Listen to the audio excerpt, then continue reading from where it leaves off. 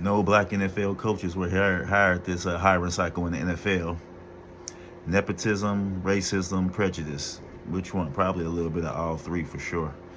I mean, when you nepotism, definitely, because you're gonna give the job to people you rock with. You know, somebody qualified that look like you, or that rock with you, or come out, or your family, or a friend, or a child of a friend.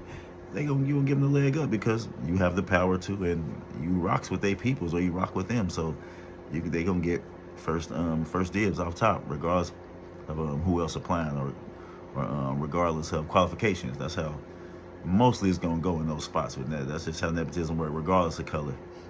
And then as far as the racism and prejudice, you know, a lot of them people are only a lot of these older owners. Some of these older owners are still older. They might be one or two generations removed from slavery and Deconstruction era and Jim Crow. Like, so they got one way they look at black people as probably as monkeys, or 3/5 of a human. You know what I mean? A property steal, or the help.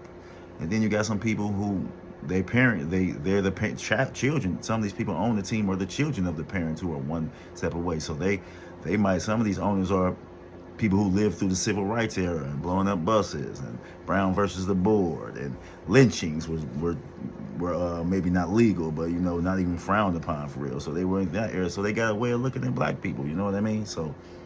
And then prejudice, you know, they already don't think we great thinkers. For a long time, they literally didn't think we could be quarterbacks because of our brain. You know what I mean? So a lot of them probably don't think of us as the greatest thinkers.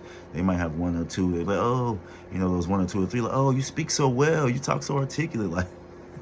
Like they got that type of thing going on. So they'll pick out a few here and there. Then they got the Rooney Rule, where they parade you through like a show monkey, do your one or two interviews, then go hire who you want. So on the prejudice side, you know, they probably don't look at us as the greatest thinkers, or coming from the greatest stock. So what you gonna do?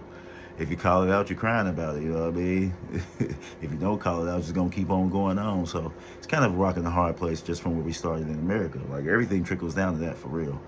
But so that's the way it is. But you know, black coaches, and you just gotta do good when you get in there. Do the best you can when you get in there, because it's true. Like you maybe get one or two shots, and you gotta do above and beyond, probably to you gotta do above and beyond what probably someone else who isn't black white has to do in that position, or you get a shorter string, you out of there. You know what I mean? So it is what it is. It's just the nature of the beast. You know what I mean? You see, when we were kneeling against police, they tried to make it everything but about against police brutality, threatened paychecks. So it's just certain ways they're gonna deal with black people, man. As long as we were under their rule in certain areas, or under their subordinate to them in certain areas, it's gonna be what it's gonna